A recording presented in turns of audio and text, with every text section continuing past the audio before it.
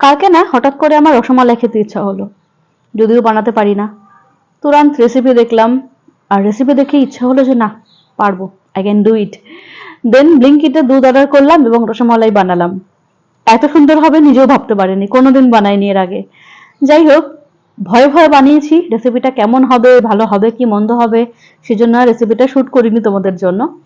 এত সুন্দর হয়েছে, এখন ভাবলাম যে না, শুটটা করলেই ভালো হতো। যাই হোক, যদি মনে হয় যে না রেসিপিটা প্রয়োজন, তাহলে অবশ্যই আমাকে কমেন্ট করে জানিও, তোমাদের জন্য আর একদিন বানাবো, তাহলে আমারও আর একবার খাওয়া হবে। আর কেমন লাগলো, আমি জাস্ট ছোট্ট একটু মানে ভিডিও শুট করেছি বানানো যে আইটেমটা আছে সেটাকে নিয়ে।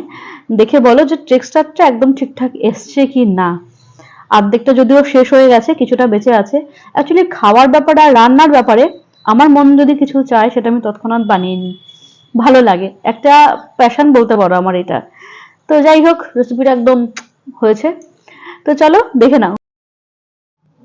এই যে কালকে রসমালাই খেতে খেতে আপাতত এটুকু অবশিষ্ট আছে, তো ভাবলাম একদম শেষ হয়ে যাওয়ার আগে তোমাদের সাথে একটু শেয়ার করি। তো দেখি বলো যে টেক্সচারটা একদম ঠিকঠাক এসছে কিনা, মানে দোকানে যেরকম আমরা কিনতে পাই বা যেরকম খাই সেরকম টাইপের হয়েছে কিনা।